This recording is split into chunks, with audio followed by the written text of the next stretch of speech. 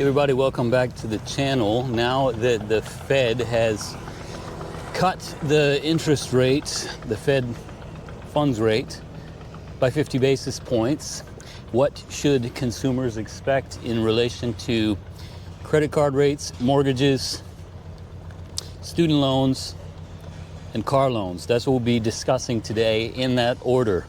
So stick around and learn a little bit about those things because they're going to be affecting us all.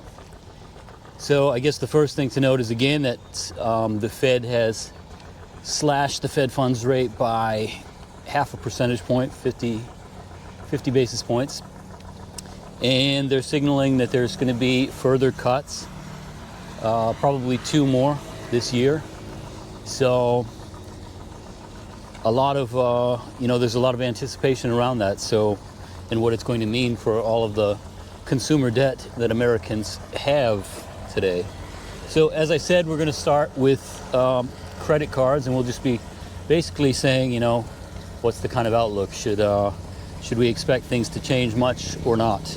And so for credit cards, the answer is kind of a yes, because the Fed funds rate is very closely connected to credit cards.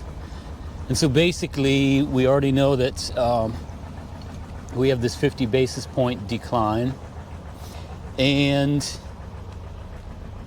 that means that within the next 1 to 2 billing cycles, if you have credit card debt, you should see the APR on it start to come down by a similar amount. So just to talk in kind of broad level terms, the average APR on all credit card debt now is somewhere around 20.8%. And that means that you, the credit card owner, should expect your APR to drop down to about 20.3% in the next 1 to 2 billing cycles. And the news is overall good, right? Because again, there are 2 anticipated further cuts this year. We don't know what they will be, but let's say they are.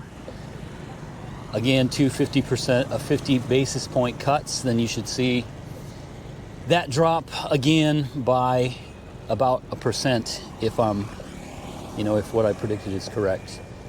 So while that's good news, there is also, the overarching truth that credit card rates are nearly as high as they've ever been. And so even with, those further declines, it's still going to be high. It was somewhere around like 16. The average APR just a few years ago was around 16.5%. It was above 20% and near historical highs very recently. So while the news is good, it's still elevated. So that's what you should anticipate, because there's a very high connection between the two. So on to mortgages. So the news for mortgages is less positive than that for credit cards. So mortgage rates have already come down in the past few months, and that was in anticipation of the Fed's recent interest rate cut. So it had already come down already, and it's anticipated that they're not going to fall much further from there. And so anybody who is expecting a mortgage, is pursuing a mortgage, should anticipate that rates for the rest of the year will probably stay right in the range of 6%. Maybe they'll drop below 6% by the end of the year, but that's not really what the experts are predicting at this moment. But what you should know anyway is that the prevailing overarching mortgage rate is not as closely tied to the Fed funds rate as credit cards are. Instead, it's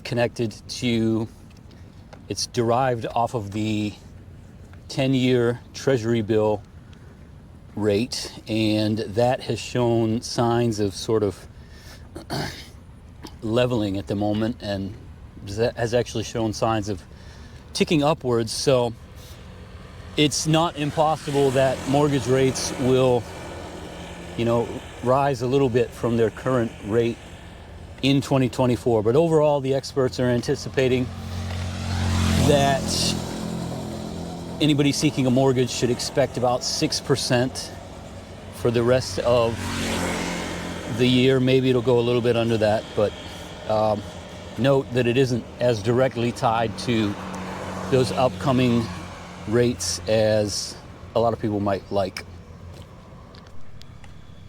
So the third category of consumer debt that we'll be talking about is, again, student loans.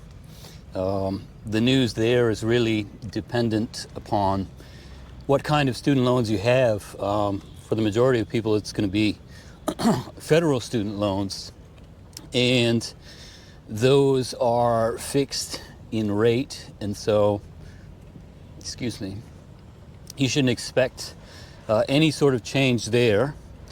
However, if you do have private student loans, there is a chance that those are variable in nature and can come down. So that's really a case-by-case basis. I can't speak very broadly in a way that encompasses anything useful, because it is, again, so individual and dependent upon individual circumstance. But generally speaking, most people, again, are people with federal student loan debt, and that tends to be fixed, and so there shouldn't be much movement there. And then that leaves us with the last kind of major category of consumer debt, which is car loans.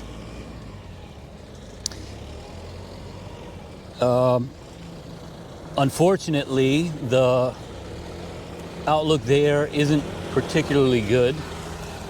There are a lot of factors that make it that way. But let me just begin by saying that the current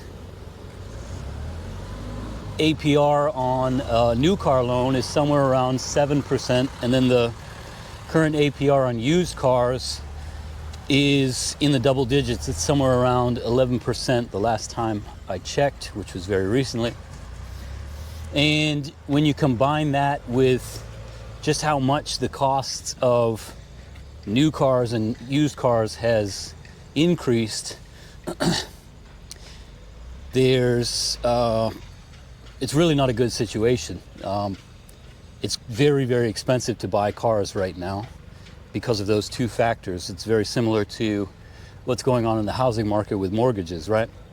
But anyway, the sources that I've kind of read indicate that those rates probably aren't going to drop very much, because the people who are originating the loans are also facing a lot of delinquencies in regards to car loans. And so they're probably going to try to make up for that loss by holding rates pretty steady.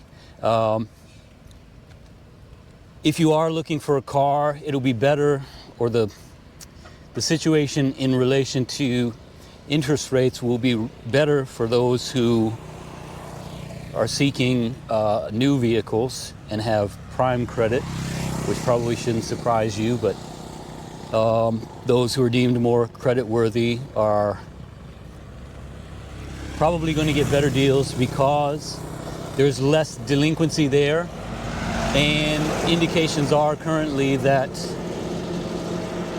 again, loan originators are going to be willing to drop those percentages a little bit for those sort of consumers. So again, if you're looking for a new car, it's still going to be expensive, but there are indications that APR is going to come down because of the prime credit status of those consumers, and the willingness of, and how that affects basically the businesses behind them. But if you're looking for a used car, basically the APR is expected to hover above, hover in the double digits for the remainder of 2024, and car prices are still elevated. And so, that's what you're kind of looking at if you're shopping for a new car.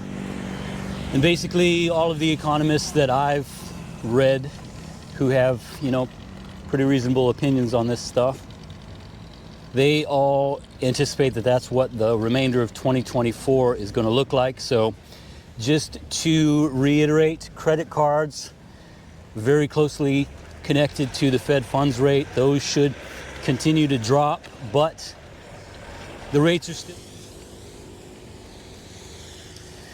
Mortgages are going to hover around 6% for the remainder of 2024. Of course, there are going to be further cuts, or expected further cuts, but even so, it's anticipated that, again, mortgage rates will hover around 6%, maybe dip a little bit below. If you want to do more reading on that and why that is, it's because it's related to the 10-year Treasury bill. And again, those are sort of going sideways at the moment and showing some signs of maybe spiking up again. So again, there's a chance that mortgage rates rise again. What else? The third one was student loans. That's going to be highly individually dependent.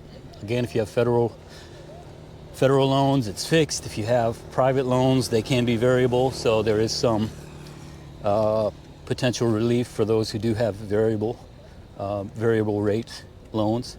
And then the last one is car loans. Again, it's kind of a tough situation because car prices are so elevated, but it's likely that loans for used cars are going to hover above 10% for the remainder of 2024. As I said, they're at 7% for new cars on average, but those should fall faster because of the credit worthiness of those debtors who tend to be much less delinquent. And again, there has been a lot of delinquency for car loans. And so the loan originators are trying to make up for that. But that's where it's at for 2024, and that's what you should anticipate moving forward. Anyway, if you guys found any use in that, please do like, comment, subscribe. As you can see, the rain's coming down here. I got my bike here. I got to get on and get back. But yeah, please do like, comment, and subscribe. Until next time, I'm Alex, and this is Alex Walks and Talks Dad.